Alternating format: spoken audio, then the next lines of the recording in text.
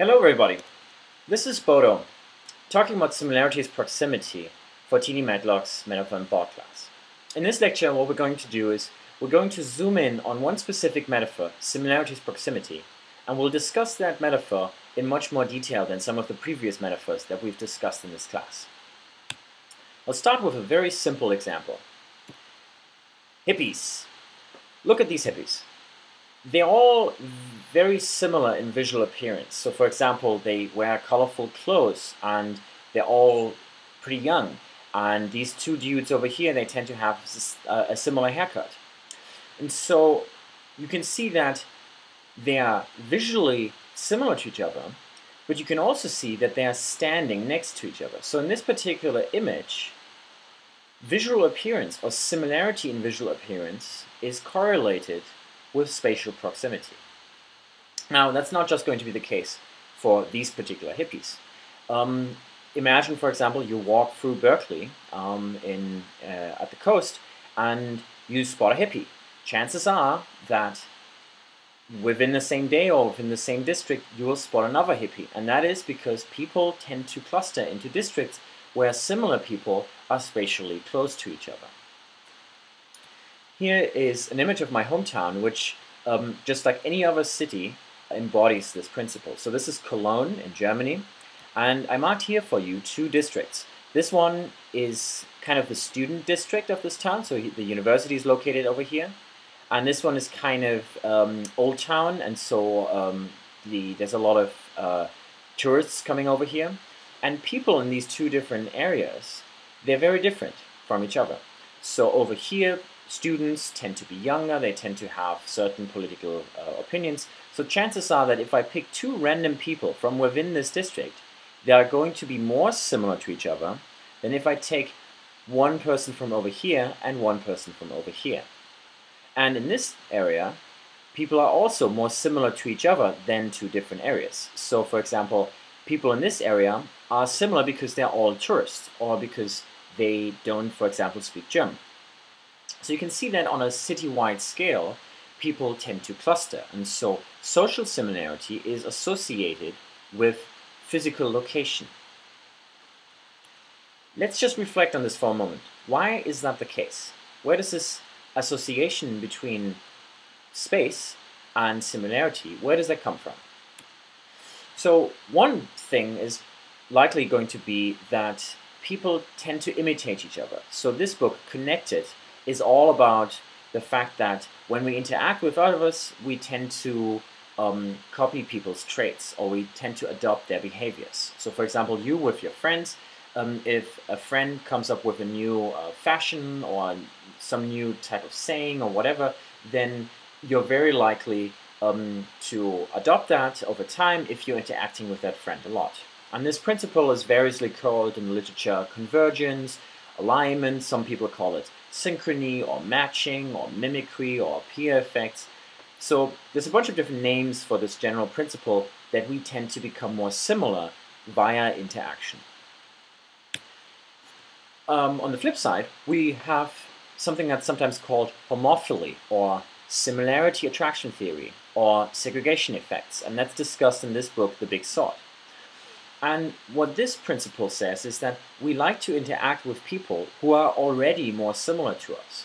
And on a citywide scale, for example, we like to move to a place, or we like to live in an area where there's people similar to us. Now, those two principles together, so here on the left side, that people tend to become more similar by interacting, and here people tend to interact with people who are already more similar to them. These two principles work together to create this pervasive spatial association between space and similarity, so between physical space and social similarity. Now, that's not just the case for this association between similarity and proximity is not just the case for the social life. Here, for example, is an image that I took while hiking in Hawaii. And although this might at first seem trivial to you, notice that there's this surface of yellow sand down here and of red rocks over here. And the fact that there are these surfaces means that Yellow sand is wherever yellow sand is. So the different grains of salt, they are physically located close to each other. And over here, red rock is wherever red rock is. So this material, the different parts of this material are located physically close in space. The same actually also holds for these trees. So trees are wherever trees are. And again, we can see that similarity in visual appearance, in physical material, and so on is associated with being close in space. This also applies to animals. A lot of animals like to flock, and the fact that they like to flock creates another source of this correlation between similarity and proximity. These geese over here, they're all very similar to each other, and they're also physically located very close to each other. And this actually also applies to the human-made world. So, for example, a library embodies the principle that similarity is proximity. Take, for example, Shakespeare.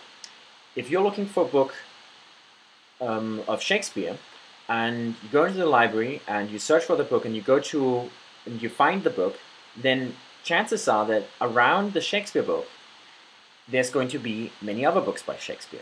And so there's going to be books that are similar in content because they're from the same author, located close to each other. And that's of course a very handy way of structuring our environment because it makes a lot of sense. It makes things easy to find. But because we do that, there's another source of this correlation between similarity and proximity. And this is not just the case for libraries, this also applies to supermarkets and many, many other things, such as offices, which we tend to also structure in terms of similarity and proximity. So, look around you for a moment. Do you see this principle hold? In your current environment, do you see a correlation between similarity and proximity? I'm giving you a second to explore your environment and see whether similar things tend to be located close to other things that are very similar to them.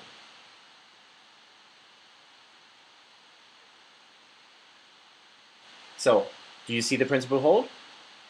If not, of course, there's going to be exceptions. But I would expect that on average, you'll see lots of examples of this principle in your current environment. And if you can't think of anything right now, let me help out with something that I'm very sure you have in your current environment. If you are working at a computer right now, you'll probably have a keyboard in front of you.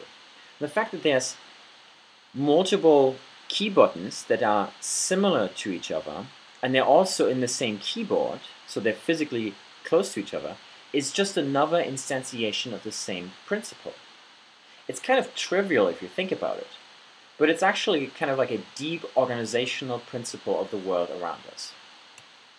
So, to conclude this little section, the natural environment and the human environment, they both together have this pervasive clumpiness. Now, you might have heard the saying that neurons that fire together wire together. So, if two brain areas become associated at the same time, then they form a connection. And because of this principle, which is established, it's a fairly established principle in cognitive science and neuroscience, because of this principle, we would expect that the mental domain of similarity and the mental domain of proximity become associated with each other. So your brain areas for perceiving similarity and your brain areas for perceiving proximity, they are activated together a lot of the time because of this correlation in the environment. Because you see this over and over again, then basically the environmental correlation becomes hard-grained in your brain. But we don't actually have to go down to the neural level. We know, for example, that people are very good at picking up statistical regularities in their environment. And actually there's lots of evidence showing that even infants, even very young infants, are able to pick up statistical associations. And so if there is such an environmental correlation between similarity and proximity, then we would expect people to pick up on this. And then we would expect them to form a mental connection between similarity and proximity. Now, in conceptual metaphor theory, as we've discussed the conceptual metaphor theory based on, for example, the work by George Lakoff and Mark Johnson. In this theory, we call this connection a metaphor. We call it a mapping between two mental domains. And in this particular case, we call it similarity is proximity. And just to give you a mental image of this, this is how we would show this. Space maps onto similarity. So the source domain of space is used to understand and structure the somewhat more abstract target domain of similarity. Once we have such a conceptual mapping, it motivates language use. So for example, we may say things as the new directors are close in their political views, where their political views are not actually close. So we're using the spatial language of proximity and distance to talk about similarity. Here's another example. Mary and Glenn's views on religion could not be further apart. So again, we talk about something abstract that cannot actually literally have a spatial position. We talk about it in terms of distance.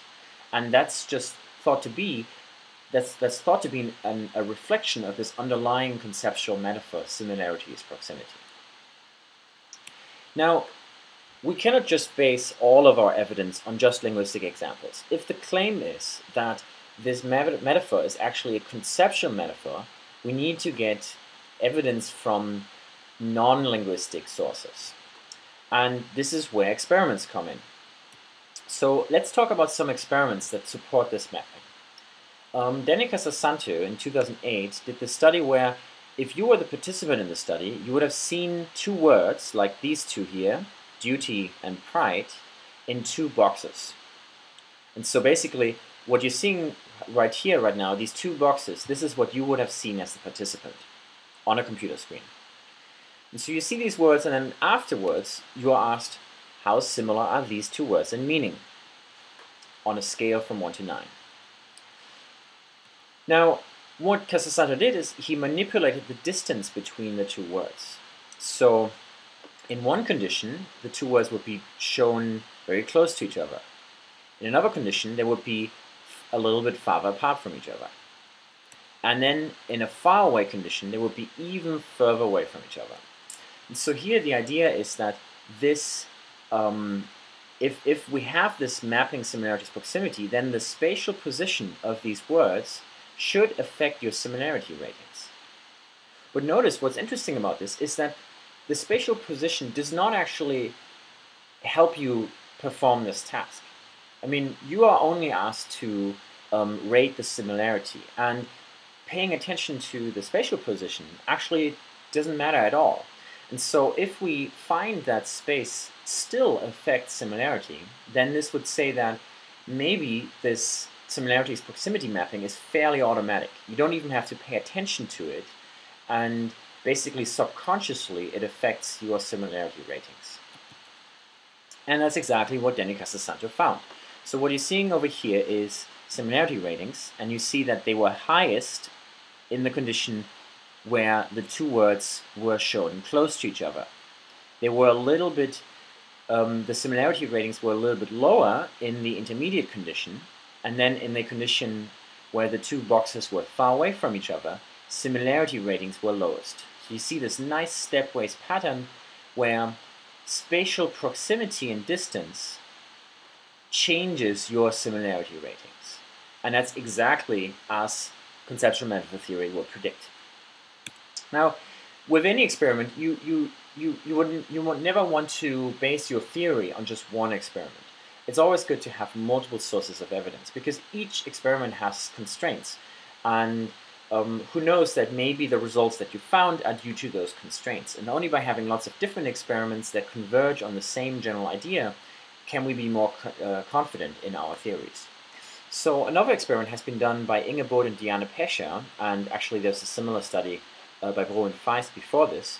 And this one was a little bit different. So here, people had to respond same or different by so they pressed one button for same and another button for pressing different. And they saw color squares like these two. So these are supposed to be same because they have a very similar hue. They're both kind of yellowish. And so as a participant, if you'd seen these two boxes, your task was to respond same. And in this case, when the two color squares have different hues, your task was to respond different. Now, just like in the Casasanto experiment, what was manipulated was the spatial distance between the boxes. And what these researchers found was that if the boxes were shown far away from each other, you're quicker to respond different. If they are closer to each other, you are quicker to respond same. So again, there's this automatic association between physical space and your similarity judgments. Now, a final study that I want to review is this one, which was done by Ernest Zogera and Pierre Knöffeler, and this study was conducted in Germany, and that's why you see these German words over here, Frieden and Krieg. Frieden means peace, and Krieg means war. And so in this particular experiment, there were these cards, and these cards would, in one condition, which is this one, the far away condition, they would extend from the center and then move outwards to the fringe of the screen. And another condition, they would move from an outwards position, from a faraway position, towards the center, towards being close to each other. So this is kind of like a far away condition, and this is a close condition. And then once the cards were in that position, they turn around and show the word. Now afterwards, people had to read sentences that contained these words. So here, Frieden und Krieg sind bestimmt verschieden. And if you don't know any German, this means peace and war are surely different. So in this sentence, the two words that were previously shown on the cards are described as being different. And what these researchers did is then they tracked people's reading times. And it turned out that if the two concepts were described as different, people were relatively slow if they'd seen them, the two words close to each other. And they were quicker if they'd seen them far away from each other. People were conversely quicker to read a sentence about the two concepts being similar if they were previously shown close to each other. So basically it's just the same thing again. It's an interaction between similarity in the verbal description and physical proximity in the visual prime that the participants would have seen previously to the description. What's cool about this result is that this is showing an influence of visual context on reading sentences. So here, this fairly automatic, very quick language understanding process is changed by the visual context. Okay, we've seen a bunch of different experiments on this topic. Now, Teenie and I wanted to do another series of experiments. So this is Teenie, to remind you, and this is me. So we together decided, hey, there's a few things in the literature that haven't been done yet, and that would be very insightful to do. So you might say, oh, not yet another study on this topic. Why so many experiments? Well, we wanted to, in our paper, which is called Making Judgments Based on Similarity and Proximity, we wanted to address three different questions. The first one is, does the similarity is proximity effect hold in a between subjects design? This might at first sight seem very technical to you. So let me explain this. All of the experiments before, by Dene Casasanto, and all of these experiments, they are within subjects. What that means is that each participant saw both the close and the far away condition. And so both of the conditions in the experiment, or all of the conditions, were seen by the same subject within subjects. In a between subjects design, you either see one condition or you see another condition. But basically these are different people. So one person sees condition A and one person sees condition B. What's nice about this particular design is that people cannot possibly pick up on what the study is about, because they don't see both conditions. They can't compare them. If you see, for example, in Casasanto's experiment, if you're seeing these boxes being close and far away, maybe you're picking up on what's going on. And so it would be nice to split these conditions across different people so that the results that you find are uncontaminated by knowledge about the study. Another thing is that we wanted to ask the question, does similarities proximity affect real-world reasoning? So all of the experiments that I've shown to you so far, they're fairly abstract. I mean, making judgments on color squares is something that you don't do on an everyday basis. And so we wanted to look at maybe something more social, maybe something that more involves everyday reasoning. And then finally, we were interested in the question, does the effect go both ways? So, if you remember, conceptual meta theory says that, the standard version of conceptual meta theory says that metaphorical mappings are asymmetrical, which means that the source domain maps onto the target domain, but not the other way around. Yeah? So they basically, these mappings are unidirectional. They go from source to target domain. And we were interested in testing this idea using experimental methods. Okay, so the first experiment that I'm going to show to you in the series of the experiments that we did was done on Amazon Mechanical Turk, which is an online tool that allows you to interact with participants across the world. And so basically people are there on this online platform, and then they earn money by doing experiments. And so we had 82 participants, which are all English native speakers, and they either saw this picture or this picture. So two straw figures being close to each other or far away from each other. And remember, this is a between subjects design now. So you could either have seen this one, or you could have seen this one, but never both of them together. So these are different people who see these two different images. So they saw a close or a far away condition, and then afterwards we asked them to imagine how similar the political ideals of the two people are to each other. And then give your rating on a scale from 1, not at all similar, to 9, very similar. Now if you'd seen this picture, this instruction, to rate the political similarity after just having seen two straw figures, you probably would have said, wow, these researchers are stupid. Well, how would I know what the political ideals are?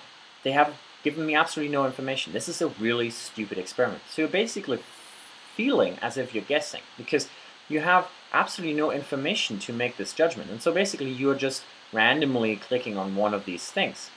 But the point is that your guessing might be influenced by this spatial context. So hopefully, in this situation where people make a judgment under uncertainty, they are influenced by the spatial component.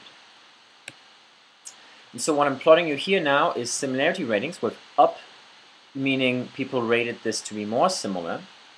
And then I'm plotting far and close. So to remind you, far and close, these are the images. And then the similarity ratings for the far condition, they were pretty high already, but they were even higher for the close condition. And this difference between the two is significant, which means that this difference is not just due to chance. It's not just because of random sampling error. So it's probably a meaningful difference.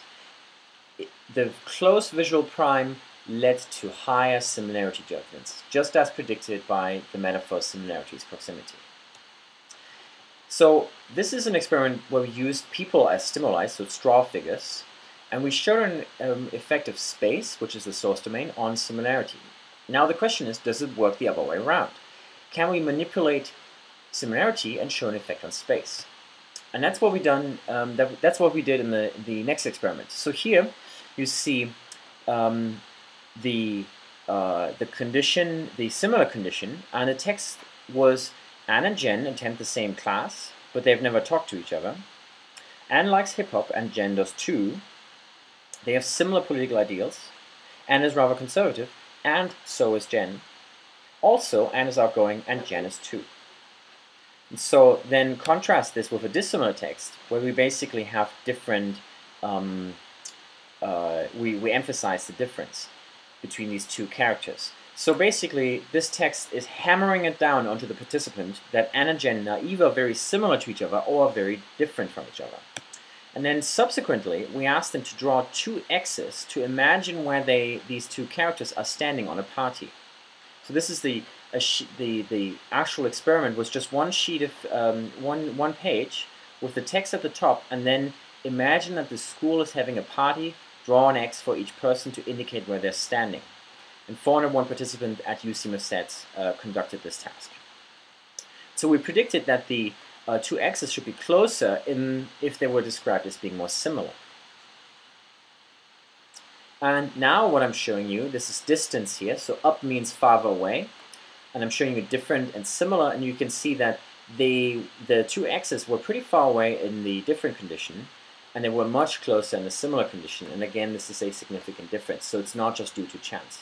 So if the descriptions indicated similarity, people's spatial response was closer together. Okay, that's nice, that's all with people. Now we did an experiment where we replicated the same stuff with cities. It's always good to replicate, to show that you can find the same effect over and over again so that you know it's not just a fluke. So now we're showing again similarity affecting space. So here we use descriptions of cities. So these are fake cities, Swainplam and Skegnplave, and they were described as making very similar political decisions or making very different political decisions. That's what you see over here. And then people were given this beautiful map, which, by the way, I hope you appreciate my drawing skills. This is drawn by me. And so they were given this map on a separate sheet of paper, and then they had to draw two X's to indicate where the cities, where they think the cities were located at. And again, notice that there's no geographical information here. There's no information about where these two cities are located, except you have information about similarity or dissimilarity. And we expected that this should affect the spatial placement in this task. The design, the experimental design, is actually a little bit more complicated. So we had semantic similarity, which is basically how similar the political decisions are. So something very abstract, very high level, and similar versus different over here. But then we had another condition where we also changed phonological similarity, or you could say similarity in how the cities sound. So how similar are their names? So here, Skegnplave and Swainplam are very similar to each other, but Skegnplave and Matlock sound very different from each other. And we expected that this one might not so much play a role, because in the real world, names aren't as much correlated with space. And conceptual metaphor theory says in particular that abstract stuff is where metaphor really plays a role. And so we expected that semantic similarity, similarity in meaning or in political decisions in this case, on the conceptual side, high level, that type of similarity should be more effective. And then we have 368 participants, again UC Merced undergrads, so just like you guys. And we found the same type of effect. So in the different conditions, distances were higher. So the two x's were farther away from each other. And even though this looks like a small difference between these two conditions, it's actually pretty substantial because the scale is pretty large. So this is 1 centimeter. And this is again due to, not very unlikely due to chance, and that's what the significance here shows. But then we didn't find the same effect for whether the names were similar. So there was whether the cities were named Skegnplave versus Matlock or Skegnplave versus Swainplam, there was no significant effect of this. So it's not just any type of similarity that matters. It seems to be specifically semantic similarity. Okay, so we have 3 experiments so far. Now let's just complete this series. We did the same thing that we did in experiment 1, also with cities. I'm just going to brush through this, basically showing 2 x's at 2 different positions on Amazon Mechanical Turk, and then we found that similarity judgments are higher in the close condition. And so again, very nice. A 4th experiment that basically shows the same thing.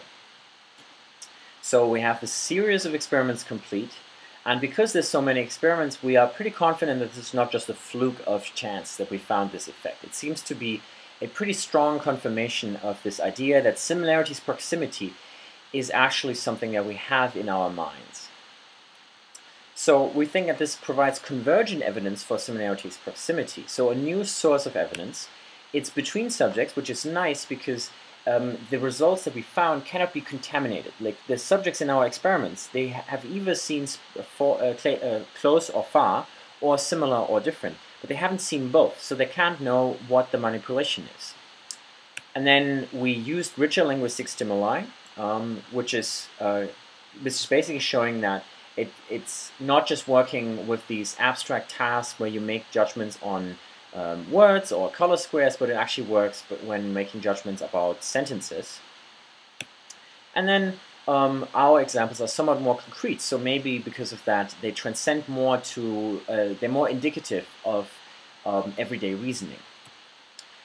And then finally, what's interesting with this experiment is that it kind of poses this, this unidirectionality and asymmetry assumption into question. So remember this assumption that metaphors are asymmetrical. Well, we found an effective space, the source domain, onto the target domain, and we also found the converse. Similarity affects space. So it goes both ways in our experiment. And in fact, it's kind of interesting that across a lot of different experiments, the experimental effects seem to go both ways. And so even though the theory says that it's asymmetrical, the experimental evidence suggests maybe a more bidirectional mapping where both the source domain influences the target domain and the other way around. And so it's kind of an interesting thing why does this mismatch between theory and experiments come? Where does it come from? And maybe it's because of the particular experiments that we've done so far, but it would be interesting to explore this in future work. But to conclude, at a bare minimum, we can say that people, so the participants in our experiment, they judge entities, like cities or characters, to be more similar to each other when they are placed closely in space. And people judge entities to be closer to each other when they are thought to be more similar. And the emphasis here is on judgment. So basically these are kind of judgments that people might actually make in the real world when they have information about similarity, or when they know something about where somebody lives. Then they maybe make that judgment that because that person is living close to my friend, and my friend lives in the student district, therefore that other person is very likely going to be a student as well. So this reflects how metaphors such as similarity is proximity probably plays a role in everyday reasoning. Now, speaking of everyday reasoning, I just wanted to give you some really cool examples of this metaphor being in action in spontaneous discourse. So now we're stepping away from the experiments and we're looking more at realistic discourse. So here, this is an example that I took from the TV News Archive, which is an online database that you can actually go to and type in metaphors and whatever things you're interested in, and you'll find examples from the TV news.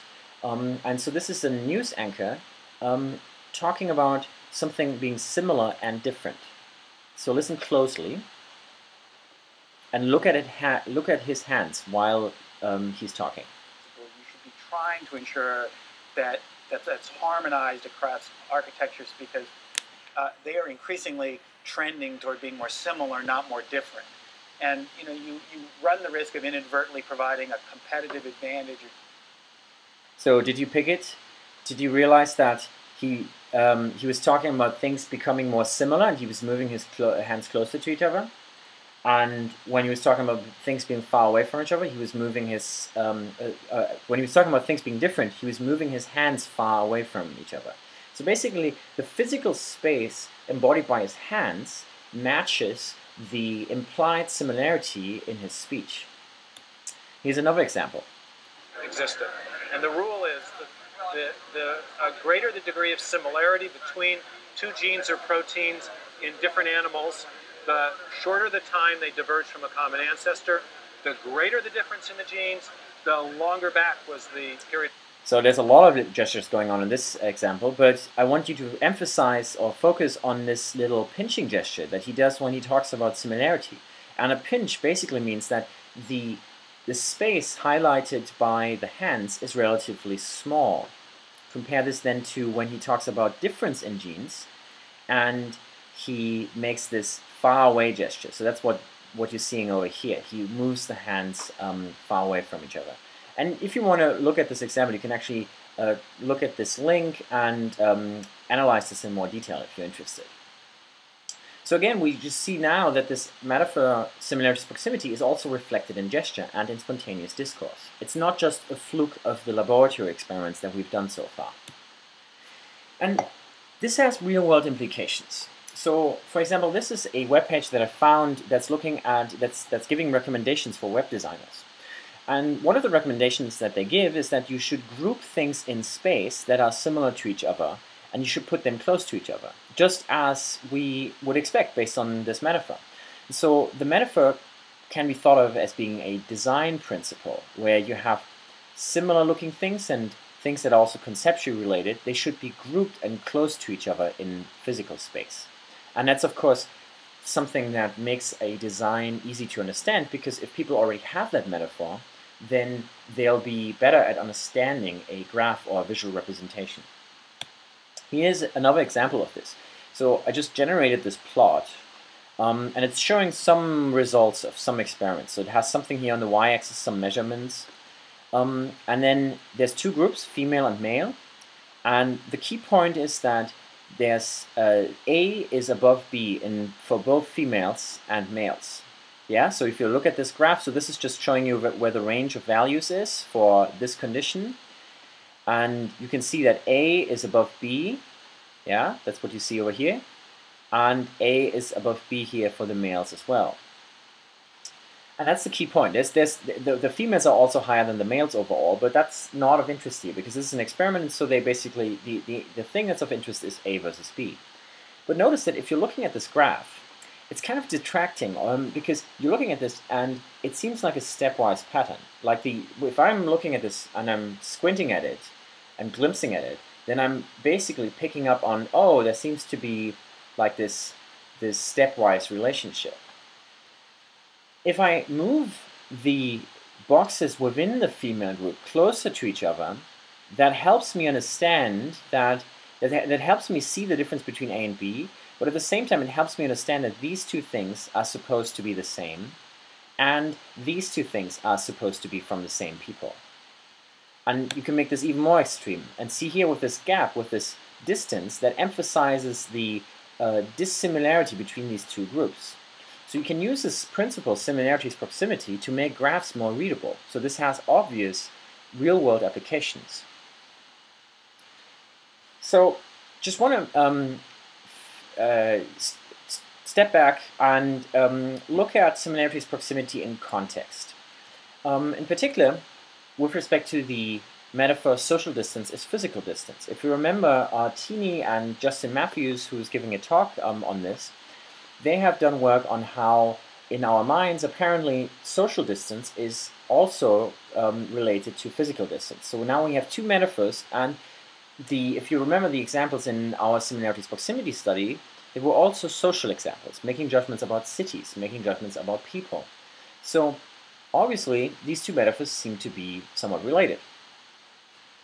Here's just a quick review of one of their studies.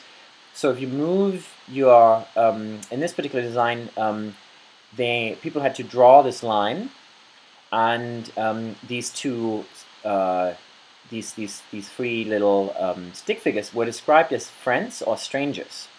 So as being socially close to you, which is friends, or socially distant to you, which is strangers.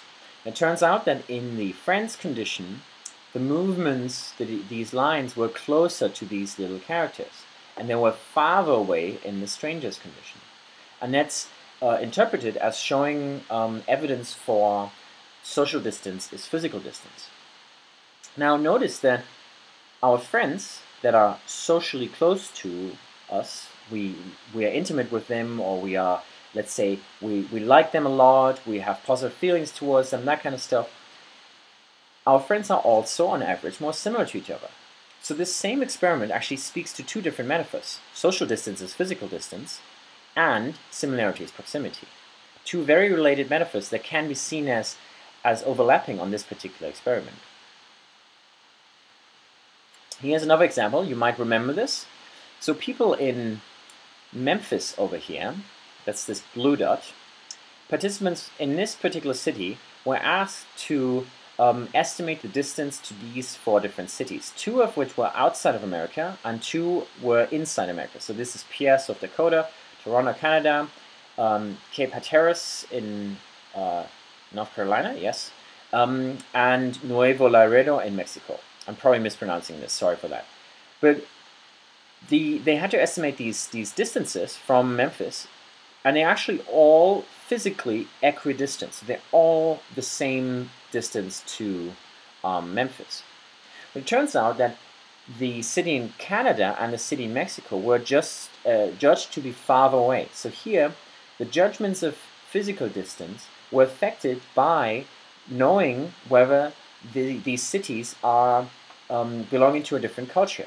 So again, social distance in cultural traits and that kind of stuff is correlated or associated mentally with physical distance. But it's also similarity. On average, people from within America are going to be more similar than people from Canada versus Americans. So there's certain similarities among Canadians and certain similarities among Americans. And so again, we can see that the same experimental result also speaks to similarity is proximity. And that's actually not a problem for metaphor theory. In fact, it's actually kind of nice. We can see that these two metaphors are somehow related. They seem to have a common environmental origin, and they also can be seen as interacting or maybe even reinforcing each other. Now, as a very final example of this lecture, I just want to give you a really concrete example to show how these two metaphors can be in action in a movie, actually. So this is the movie Before Midnight, which is the third in a series of movies with Ethan Hawke and Julie Delpy. And in this movie is basically all about these two characters, and it's all about their life and their romance. And the movie ends with this horrible fight scene. So there's a super long fight scene. I think it's like 20 minutes or something like that. It's like, it takes up a lot of the movie, where basically the couple is just fighting and fighting and fighting with each other. Verbally, of course. They're not actually physically fighting with each other. Now, when I was watching this movie, I was actually watching it on the plane when I was coming back to America this semester. When I was watching this movie, I noticed how the similarities proximity and the social distance as physical distance metaphors are active in this scene. So what happens in this scene is that whenever they disagree with each other, whenever they're actually fighting, then they are sitting far away from each other, or they're even in different rooms. And the camera is also showing, making it appear as if there's a lot of physical distance between the characters. And then when they tend to agree with each other, the characters are actually physically moving closer to each other. So you can see agreement is correlated with the physical distance, which is just as we would expect based on the similarities proximity metaphor. And so you can see that with an open eye and with basically from the perspective of a cognitive scientist, you can see this metaphor, similarities proximity, you can see it all over the place. In movies, in gestures, in the experiments that we've seen, in the natural world, in the human-made world. It's really a pervasive principle. It's a pervasive principle of the environment, and it is a pervasive principle of metaphor. With this, I want to say thank you, and I want to say thank you for listening.